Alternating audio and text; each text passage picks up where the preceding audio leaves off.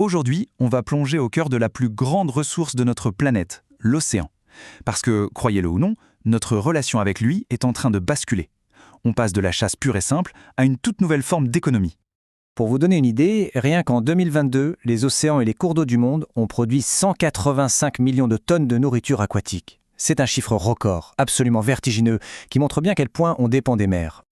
Mais voilà, cette production massive soulève une question essentielle. Est-ce que notre relation avec les océans est vraiment durable? Parce que derrière ces chiffres impressionnants se cache un changement radical, un vrai tournant dans notre façon d'interagir avec le monde marin. Pendant des siècles, l'océan, c'était un peu la frontière infinie, une source inépuisable où on pouvait chasser sans limite. Mais cette époque, elle est révolue. On a tout simplement atteint les limites de ce que la nature peut nous donner. En fait, en moins de 50 ans, la pression est devenue énorme. Regardez, en 1974, seulement 10% des stocks de poissons étaient surexploités. En 2021, on est passé à presque 38%. C'est une explosion qui met en péril la santé de nos océans. Et voici la conséquence directe de cette pression. La pêche en milieu sauvage a atteint un mur. Comme on peut le voir, depuis plus de 30 ans, malgré toutes les technologies, les prises stagnent. On tourne autour de 90 millions de tonnes. L'océan sauvage a dit stop. Mais pendant que cette chasse en mer patinait, une autre révolution, beaucoup plus discrète, était en train de se produire, loin des grands chalutiers. C'est l'aquaculture, autrement dit l'élevage aquatique. Et là, c'est une véritable explosion. On est passé de 13 millions de tonnes en 1990 à plus de 94 millions en 2022. La production a été multipliée par plus de 7. Ça a complètement changé la donne sur l'origine de ce qu'on mange. Et attention, ce n'est pas juste une tendance passagère, c'est un tournant historique. Pour la toute première fois, on produit plus via l'élevage aquatique qu'on ne pêche en mer. C'est un changement fondamental qui s'inscrit dans un cadre bien plus large.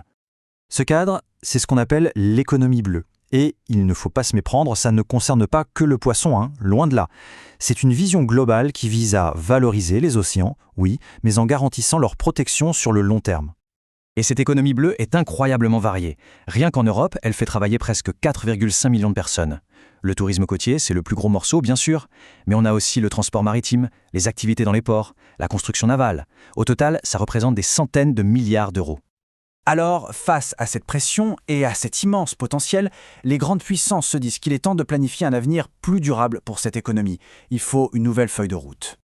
L'objectif, c'est un vrai pivot. On veut abandonner le vieux modèle qui consiste à extraire les ressources sans se poser de questions pour passer à des systèmes circulaires. Ça veut dire moins de pollution, moins de carbone et s'assurer que chaque ressource est utilisée au maximum. Un pilier de cette stratégie, c'est l'énergie, et notamment les énergies marines renouvelables. L'Union européenne, par exemple, a des objectifs qui sont franchement colossaux. Passer de 12 gigawatts de capacité aujourd'hui à 60 d'ici 2030 et viser 340 gigawatts d'ici 2050. C'est énorme. Mais bien sûr, on ne peut pas construire cette nouvelle économie sur des fondations fragiles, sur un océan malade.